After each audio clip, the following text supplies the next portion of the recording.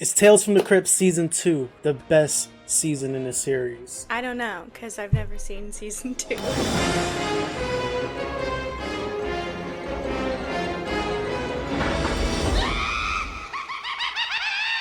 Tales from the Crypt. Welcome to the Spooky Nerd Club, everyone. I'm your host, Ray. Today I'm here with my co-host, Horror Girl, and we're going to jump into Season 2 of Tales from the Crypt. And the first episode we're starting with is Dead Right, starring Demi Moore. So, let's fucking get right into it.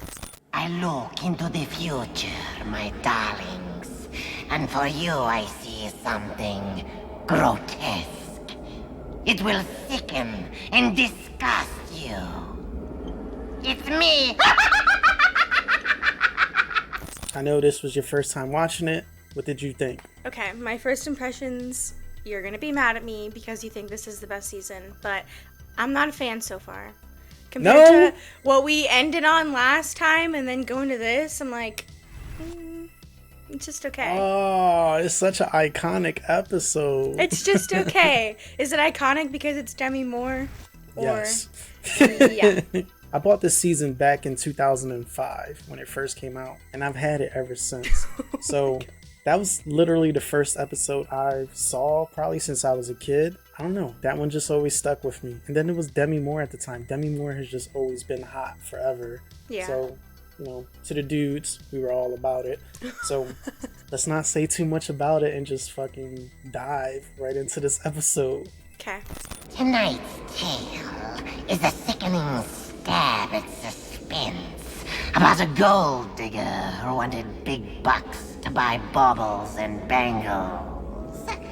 So we open with a woman lighting up a cigarette walking down a city street. The woman knocks on a fortune teller's door labeled Madame Vorna's. She enters looking for Vorna because she heard she can tell the future. She heard correctly, didn't she, Trotsky? So the customer, Kathy, claims not to believe in this kind of stuff, but figured it was worth risking her lunch hour for. Madam charges $20 while she explains to Kathy that she has second sight and reads her vibrations. My what? Imagine that I am an empty vessel, and your psychic energy, your spirit, fills me up. Shall we? Madame Vorna rubs her temples and instantly asks, "You're a working girl, aren't you?" She could smell that pulse. Oh my god. Don't be quick to doubt Vorna though, because she then reads Kathy like a book, telling her she's a secretary, wasting her life typing away. But she reveals Kathy always wanted to marry wealthy, but the chance never came. So she kept working, hoping to meet Mr. Right. Or Mr. Rich. Kathy is super impressed by the reading until Madame Vorna tells her she'll lose her job today. Forget it. My boss is out of town, so there's no way I could get fired, not today. You just made a big mistake. In this area, I don't even make small ones. I tell you more. By the end of today, you have a new job. Kathy then blows her off, calling Vorna nuts. She says her lunch hour is up, so she leaves, thanking Vorna for nothing. As she heads for the front door, Trotsky lunges at Kathy, saying in the dog language, "Bitch, you better come correct. Don't you ever disrespect her again." Or something like that. I don't know. Right. I want to ask you, have you ever gone to a psychic before? No, but I want to so badly. Really? Yes, I want to. I'm so curious what they would say. I've been to Salem before. There's nothing but psychics and readings and all this kind of shit. So we end up going to a seance. I'm in the front, kind of like holding in my laughs because I'm trying to be respectful at the same time. But I just thought it was like super weird and not real at all. Then something happened and I cracked and I like started laughing, and she was like, "Oh, you're laughing. Was it because I said spring chicken? You thought that was funny?" And I was just like, "Yeah, I thought that was funny." And then she was just like, "Well, the spirits and everything loves laughter, so the more you laugh, the better, because they feed off of that type of energy, and I can hear more of them." And I'm like, "Get the fuck out of here." So then at the end of the seance, whatever, like she was trying to read these two girls in a room and couldn't find anything that they wanted. And then this girl is like crying behind me. And I'm like, why is this girl crying? Like I could hear her weeping, like crying. So then she gets up and she's like, "I'm sorry. It was me. It was me that was calling the spirits. I was here trying to like get in touch with like my dead family member or whatever this whole time. So I was kind of like blocking all the waves or energy or whatever for anyone else to have an experience because I wanted to hear mine. And then she was like, see, I knew there was something here, but I couldn't figure out who it was. I basically was like, man, this bitch working for her. I was like, dang, no way. I was like, dang, no way in hell. I was like, that's her homie. I was like, I'm about to stalk her to see if they like shake hands in the back or something. Alright, so then Kathy returns to her office telling her coworker that Madame Werner was a fucking quack. She went into this bizarro act and spotted out that Clayton was gonna fire me today. I told her that asshole's not even in town. Actually, Miss Finch, that asshole came back unexpectedly. Embarrassing. Luckily, Clayton is a pretty cool boss because he blows off being called an asshole. He tells her she's safe. However, he notices her time card was clocked out for lunch at 12. Considering it's 1:25, she surpassed her allotted 1 hour break. So he fires her. She's out. Pack up and get out now. We see Kathy back on the street as she walks past a woman getting fired as a waitress. She's in a sparkly bra, so it was hard to tell at first. The angry boss claims he could get anyone to replace her. To prove his point, he flags down Kathy. Hey, you! Hey! What, you talking to me? You want a job? We cut back to Kathy revisiting Vorna. She gives Madam credit for being right, but blames it on her slow clock, which made her late for work and got her fired. Vorna points out, sure, but she wasn't unemployed for long, huh? She then says every exit is an entrance to someplace else. Madam sees a great deal of money coming into Kathy's life someday. I see a man in black, and you are in white next to him. It is your wedding. Nice. Can you tell me a little bit more about the money? Don't fall for it. Don't fall for it. Obviously, Kathy has her priorities straight. Vorna shares that the man won't be wealthy at the time of marriage, which turns off Kathy. She won't marry any jerk unless he's loaded already. A yacht, a mansion, fur coats, diamond rings, the whole nine, Jalo 4K box sets. Madame Vorna challenges Kathy, asking her about love. She realizes Kathy loves money more than anything. Kathy grumbles she wouldn't know because she's never had any money. Madame gets into vision mode, telling her once she gets married, the husband will get a great deal of money from someone near to him. After he inherits the money, he will die. Violently. I mean, I'm gonna be a widow. A rich widow. You will meet him tonight. A large man will make his approach. I'm ready. We cut to Kathy's new job and realize why that fired lady was in a bra. There's a blonde dancing on stage as men drink and cheer. The DJ, who is the boss, shouts out Kathy, "Hey yo bitch, welcome to the club," as their new waitress and introduces the night's main attraction, who is Miss New Nebraska, shaking like a tail feather. I'm not even gonna add that. Yeah, put that in. I think we need to visit Nebraska. Kathy places an order with her boss at the bar as a large man makes his way to the front row of the stage. The man places his drink order to Kathy and stops her before she leaves. Is this something else? Date tonight. After you get off work. He was super confident. He the fattest dude in the room and went up to the hottest girl in the club. Confident or not, Kathy seems offended and turns him down right away. My guy can't take a hint and ask if she's playing hard to get. He looked like the fucking penguin. She insists she's impossible to get and orders a Rob Roy for the fat boy. Those must have been the magic words for her to remember Madame Vorna's prediction. We get another nice glimpse of Miss Nebraska, Carlton dancing on stage as Kathy is watching from the balcony, smoking a cigarette like a fucking G. The large man returns saying he knows she doesn't want to go out with him, but he doesn't take no for an answer. Women love this. Okay. Do they? I don't know. I don't know. Maybe if it's not like a... If it wasn't, it could have been anybody but him and it would have worked. Yeah. Kathy gives him some other words like never, no way, not for all the money in the world. You moved me, baby. Get serious. Allied man lines couldn't move you. It's okay. Let's make a joke. I know I'm a little overweight. A little overweight. Yeah, and Hitler's a little anti-Semitic. Damn, Kathy. He follows her downstairs and she's already out of breath, and he tells her she can't escape what they got. I think it's guys like this who say they don't understand women because they're hard to read. Facts. That's facts. He corners her saying they are destined to be together, and she appropriately runs for her life down the street. Kathy bursts into Madame Vorna's business without knocking, so Vorna is on the couch rubbing some Vicks Vapor Rub on her chest, watching game shows with okay, wait. She must be Hispanic. It's a little racist, but I could say that because I'm Puerto Rican. You can say that, so it doesn't matter. Kathy can't possibly believe that fat, disgusting creep is a guy she's gonna marry. Vorna tells her to take a seat as Kathy continues with her rant. He's a pig. And his face. And oh God, the breath. Who's the real guy? You gotta tell me. That is the real guy. He's the one you will marry, the large man, I told you. I see everything. He is the one who will inherit the fortune after you're married. But listen, I told you shortly after you're married, he will die a violent death. I told you that.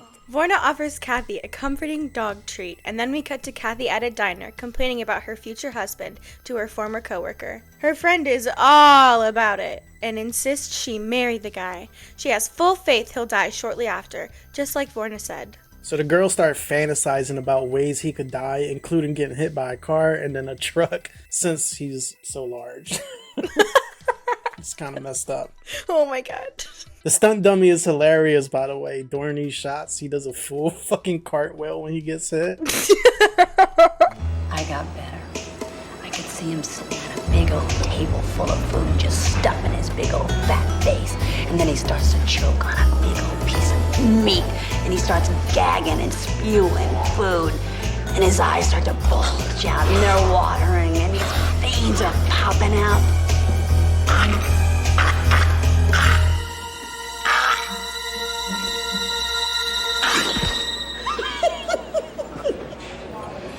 So let's take a break for a second. How would you have Charlie die if this was you in that situation?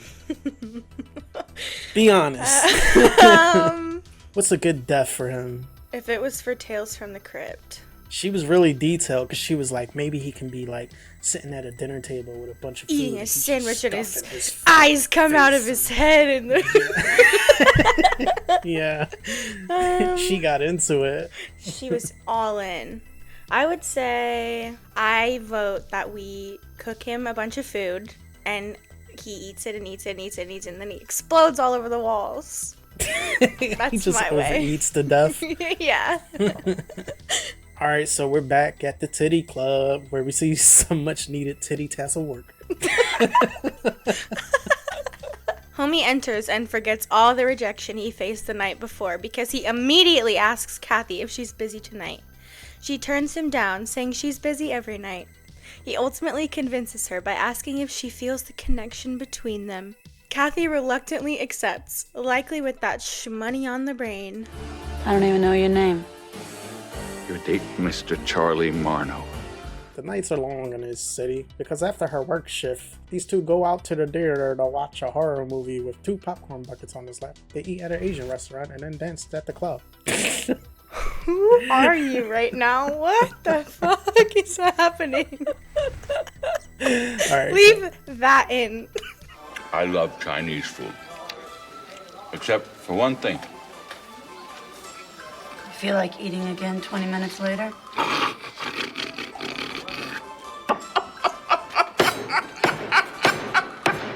Actually, I'm pretty light on my feet. Yeah. Wish you were light on my feet. Sorry. I said you're such a delight to meet. Thank you. They finally make it back to Kathy's place where they share an awkward kiss and she locks the door in 0.002 seconds. She heads for the sink and throws up her orange chicken dinner. They're now back at the strip club and Charlie says he can't wait for tomorrow because he gets better looking every day. He's showing off a new suit and just had to buy it because it said, Kathy finishes his statement. Charlie Marno. It's clear Kathy has been dealing with his shit for a while now, and has to constantly remind herself of the prize ahead. Charlie is so touched by how well she knows him. Yeah, sure. So I realize now that he reminds me of Demi Moore in The Substance. When Demi was getting old. Yeah, and she's all fucked up on her face. Just a fat version, I guess. It's perfect. That's where they drew inspiration, probably. After only a few dates, Charlie is sure how he's feeling about this girl. He tells Kathy he ain't got much right now, but he has some good prospects and he's crazy about her. He asks Kathy, will you marry me? I mean, I don't know anything about You know I love you. but your background, your family. You know, I mean, what if something were to happen? There was an emergency. I mean, is there somebody that could help us out? You know, like a brother or an aunt. Somebody who's rich. But hey, if I had to marry this guy, I'd want to be sure too. Charlie says his uncle owns a factory and is worth a lot. That gives Kathy all the confidence she needs to accept his marriage proposal. Alright, so we gotten to know these characters a little bit now. What do we think about each one of them? How do you like Kathy? How do you like Charlie? I don't like Kathy very much. Because... No, she's kind of being a bitch a little bit. Like, yeah, he's fat, okay, but, like, he's a nice guy, and he takes her to do fun things. And she does want his money. So, like, chill out on the attitude a little bit, you know? I don't mind Charlie so much. I don't mind Demi's character. I just think it's a toxic relationship, like a lot of relationships So are. toxic. They just don't deserve to be with each other. He didn't see the signs from when he was, like, being so, like, forceful on her. He should have knew that, like, she wasn't feeling him. She was not vague at all. Now that we agree these two deserve each other, we see they're finally married, and it's the honeymoon, baby. Charlie summons Kathy to bed as he puts an old record on. Heaven, I'm in heaven. When I think of this episode, that song, like, triggers in my brain. I love that you've seen it 4,000 times. It's funny. She tells him to start without her, and he says he doesn't know how much longer he can hold out. We watch as he awkwardly caresses her and kisses her breast, her nipple even. Our girl is suffering, but muscles through. Ugh. There's a montage of their married life as they dance to the record that I was just singing. Kathy's vacuuming as Charlie points out, hey, you missed the spot with a big ass sandwich in his hand. He had a fucking foot long. So disgusting. She makes him a heavy breakfast and she does his dirty laundry while taking a shot of whiskey. You know what I'm saying? The music cuts off and she has a headache as he tries to sex her up. She's clearly over it and asks Charlie how his rich uncle is doing. Charlie doesn't know because his uncle is out west with his family. Family? Kathy is livid. Family? Damn it, Charlie, why didn't you tell me you had family? You're nuts. You're out of your fucking mind. You crazy. What's the big deal? Only my future, that's all. Bitch. Alright, sorry. Kathy is always so cool, calm, and collected. She's back whining to a jazzercising Vorna, yelling that she's been with this slob for 3 months already. She's through with Charlie and Verna. Done wasting her time and money. It's done. It's over. She calls Vorna a phony as she stomps out. Vorna breaks the fourth wall, looks at the camera. And then he will die. Vorna is right. Vorna is always right. Kathy is at the market struggling with the vending machine when she's swarmed by photographers and an excited crowd. It turns out she's the store's 1 millionth customer. The Hudson Automat chain takes great pleasure in presenting you, our 1 millionth customer, with a check for $1 million.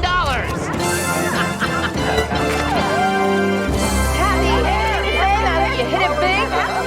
Madam Vaughn is a dumb bitch. Over here. What? It's a thrill to be rich. Our girl just got paid, and she can't wait to tell Charlie about it. She bursts in the apartment door wearing a glamorous getup and starts packing her bags. Her act is up as she calls him a fat, disgusting slob and laughs to herself. She tells Charlie that Madame Vorna was wrong, that she got the money and not him. She's had her last dose of Charlie Marno. Charlie is lost, but Kathy sets him straight. She's moving out and no longer has to deal with his stinking sewer he calls a body. He pleads with her as she heads for the door. Keep your goddamn clothes. I'll never get your putrid odor out of them anyway. And I got plenty now. See, plenty. Plenty, plenty, plenty. I'll just buy new stuff. Goodbye. She cast that check real quick. Charlie is still in disbelief. She can't just walk out on him. They're meant for each other. Kathy says every day with him was like spending an eternity in hell. He tries that same, "do you feel it?" moment from before with the cash in her pocket. She's not receptive at all to it. She says she's never felt it, Charlie. A defeated Charlie walks to the kitchen, and to kick him while he's down, Kathy advises him to eat a salad and take a bath. Charlie grabs a knife, but it's not for a salad. What? I can't have you. Nobody can. Don't look at me like that, Charlie. What are you doing?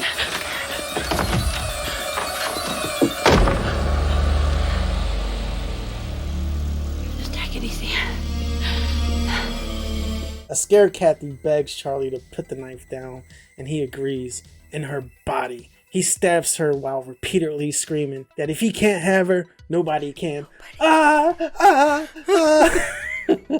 That ending too, the way he screams. It repeats in your head.